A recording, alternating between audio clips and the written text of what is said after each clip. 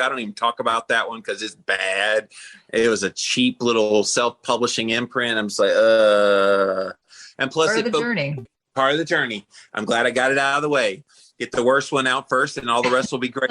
So, but no, I mean, for me, my philosophy changed because that first book was about, oh, look at my weight loss journey, which was great. 180 pounds is pretty badass. So I wasn't ashamed of it. But what I quickly learned was, okay, the weight was just kind of bonus. What happened for me was I came off of 3 prescription medications. What happened for me was I was able to live better, feel better, all these subjective things. I could sleep better, handle stress better, the resiliency we were talking about earlier. My brain just went on fire. I was always intelligent, but it felt like it took it to a whole new level. And I now know it's the ketones that were contributing to that. So I did that book in 2005. I did a follow-up book in 2009. The one in 2009, I do claim, 21 life lessons from Living La Vida Low Carb is what I called it. And it was just all of these things I had learned in my journey of blogging at that time and a little bit of podcasting. And it sold over 10,000 copies. And when you sell 10,000 as a self-published author, that gets their attention. But I also simultaneously was still doing the podcast. I had one of the very first health podcasts out there. When I started the Living La Vida Low Carb show in 2006, the iPhone didn't exist yet. Like, I'm dating myself now.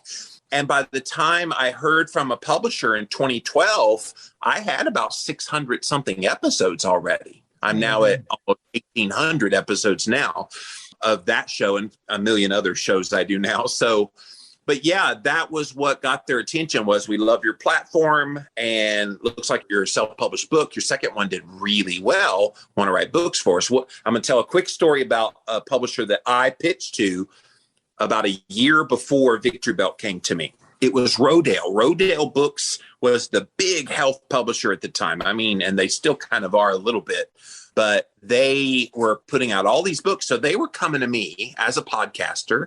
Hey, we've got a brand new book. It's about health. Can you have them on your show? Sure. They did that over and over and over again, Cynthia. And you know, you get pitched all these books all the time too. And finally, I was just like, after about 12, 13 of these authors on my show, they must think I have a good platform. Maybe they would like to have me write for them. So I put in a pitch for a book about ketosis. And this is 2011. I had just written to them, put the proposal together. They wrote me back right away and like, why would we make you an author? Apparently, in their mind, I had a big enough platform to promote their authors, but I was not talented enough to be an author. So then when Victory Belt came along a year later and said, we want you to be an author, I could not wait to succeed and rub it in Rodale's face. And now 3-time international bestselling author. Yep. Well, you realize that your book with Jason Fung is the book that definitely solidified my decision to really look seriously at intermittent fasting. I think that people assume that I kind of fell into it on my own, and it was really very serendipitous. And I kept saying, if there are, well-respected people in, kind of the low carb space, the medical space that espouse and embrace this, then it's something I should think about, not realizing what would then come a couple years later. But, for me, the one thing that I really appreciate about you as an author is the clarity. It's not designed. Yes. Let me backtrack and say that there are a lot of people that write books to show us how smart they are. Yes. There are a lot of people who take very complicated, subtle nuances and present it in a way that people can read it and understand it. And the latter is far more important than the former. Because you can write a science text. The real important thing is, can you write in a way that the average person can pick the book up and they don't feel like they have to pull out, I'm dating myself, a thesaurus to figure out what it is that you're trying to explain or share with them. And when Victory Belt came to me, they're like, well, you seem to like to talk about sciencey stuff. So they had this kind of preconceived notion in their head of what that would be. I pitched them keto, by the way, first. I know I did cholesterol clarity first, but I pitched them the keto and they're like, this is 2012. And niche of the niche, nobody cares. Paleo was kind of the big diet at the time. They were a big paleo publisher. And I'm like, you're wrong. Paleo won't last forever. Keto will be the next diet trend. I told them that almost 10 years ago. And they're like, yeah, what else you got? I'm like, ugh. Okay. I wanted to write about the cholesterol thing because, I've always had higher cholesterol and there's reasons why. Yeah, that's the one. That's the one. And I told them, I said, I feel like my niche is not to write another nerdy book. I can go there, but my thrill as an author and as a communicator is how do I make the nerdy palatable so I can say it in a way that people will enjoy it, embrace it, and go, oh, I wonder what gluconeogenesis is. Then they go get nerdy because they got inspired by me to be nerdy with the word to begin with. Otherwise, I remember I was at one conference. I got to go to a lot of these obesity conferences with Dr. Westman and Dr. Volek and Dr. Finney and all the big superstars in ketogenic research. And they'd be talking about all this like PNK pathway. And I'm just going, dude, you got to like explain what that means to me. Right. Like I follow you conceptually. It's just so far, but give me a little bit of explanation and then I can regurgitate it. And I just developed that over the years. And even now, people are like, well, Jimmy Moore just doesn't understand the science. And I'm going, no, I understand it fully. I don't speak that language because that's not my audience. Right. And appreciate that. And I think that's why Keto Clarity eventually did so well, which, by the way, Cholesterol Clarity, after a year, they say, okay, write the keto book. And then Keto Clarity came out and in 1 week sold just as many copies of Keto Clarity as Cholesterol Clarity did the whole first year. They're like, oh, we see now. Well, I'm glad that you were able to persist. And for anyone that's listening, when I worked in cardiology and when I worked in the ER as a nurse, one of my roles was to take what a physician said to a patient and then explain it to the patient in a way that they understood it. And so I used to feel very strongly, and I still feel very strongly, that anyone can just regurgitate a bunch of medicalese.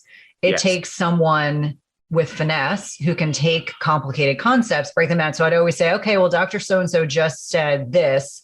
What he's really saying is this. And people are like, oh, now I get it. And so I feel like in many ways, your books are written in such a way. And for listeners, I mean, I'm saying this genuinely from the heart. That's why I'm kind of like trying not to geek out talking to Jimmy, but like your books are written in a way that it makes information accessible. And if information is accessible, it's actionable. And I think that's really critically important because there are plenty of authors that are out there that try to show us how smart they are. And I struggle when I'm doing podcasts because I could get nerdy, like really nerdy, but I recognize like what I really want, like what is the intent of this podcast? It's so that, and it's predominantly a female base, but we do have male listeners so that people can take actionable, like how do I distill the best about this person's work so that someone can be inspired to make changes or go buy a book or take, some type of actionable intent, as opposed to going, what in the world did they just say? Like every once in a while I'll get a researcher on and they'll dive down a rabbit hole. And then I have to say, okay, and what Dr. So-and-so was saying is because the listener's just gone, I don't know what they just said. And my interview style is such that I understand all that alphabet soup that comes out of all these people's mouths. If I hear it and then I go, my lowest common denominator listener, and that sounds horrible to say it that way, but I want any listener, this is the first thing listening to any podcast, and they hear some XYZ PDQ and they don't know what that means, I'll be like, so for those of you that don't know, that means da da da da da. And then the guest will usually go, oh yeah, that's right. So it gets so caught up, especially a lot of these researchers. I had Dr. Ben on recently, loved it, but he had some XYZ PDQ that I was like, all right, stop, Ben. And so I always do that on the spot kind of interpretation. And I get feedback from that all the time. Thank you. I love that. No, they appreciate that. Asprey, or they'll listen to Ben Greenfield, and those guys go way nerdy, and God bless them. And I love listening to their podcasts, but even sometimes my eyes glaze over trying to keep up with all the medical ease. Well, and it's interesting. I was listening to one of Dave's podcasts, probably in the last like 4 to 6 weeks. And he was talking about autophagy, and they had this autophagy researcher on. And I just took out a pad of paper and started writing, because to me, it was like I had to kind of get it all on paper and then I could process it. And then I was like, okay. And then I reached out to this researcher and said, I'd really love to have you on because I get more questions about autophagy, and I'm not an autophagy expert. I just happen to know a little bit about a topic you know a lot about. But I think that's always in the context of, and knowing your listener, like knowing what is going to appeal to them, what is their purpose for listening. And I think accessibility of information, given that, I'm not standing on a platform if I'm doing my doctoral thesis in this area. I feel like as an NP, that's really the platform that we come from. One of the best compliments I got for Keto Clarity, for example, is in the Amazon reviews, because I had simultaneous reviews that were a paradox. I would, one, have people say, this is the most simple, dumbed down, you could Google any of this information, blah, blah, blah, blah, blah, blah, blah. And simultaneous to that, this is the hardest book I've ever read in my life. I don't understand anything. He needed to make it a lot easier. When you have the dichotomy like that, you struck the perfect chord. Right, exactly. And I mean, here's the thing. I'm in the midst of like my gazillion, editing rewrite for a book that will come out in early 2022. And I kept saying to my editor, who's been fantastic through this process, I just said, I sometimes lean like I want to start talking really deeper into the science. And then I'm realizing like, who is the book for? I just have to keep reminding myself, who's the book for? Because you want to strike that middle ground so that someone can find the information to be accessible, give enough of the science so that you can substantiate what you're saying. But inevitably, I'll have the same comments. There'll be people saying it's too simplistic, and then someone saying it's too complicated. So, somewhere in between is where you're aiming for. And the balance of that is having boxes off to the side that get either nerdy or get real soft. So my natural flow is softer, more explanatory, whereas I had these things in the clarity books called moment of clarity quotes. So I had some researchers and doctors and people, and I've told them, don't worry about your language, go nerdy, because I'm explaining in my text. So I think a nice mix of both is probably healthy. Then you appease both, although some will go, you should have been nerdy the whole time, or you should have explained it the whole time. I still hold true to make it accessible so people want to learn more, and then they go to the nerdy stuff. Like I want them to read Keto Clarity and then go read The Art and Science of Low Carbohydrate Living from Volek and Finney, because it gets a little more complicated, but then you'll understand it after you read my book. Yep. It's like a primer.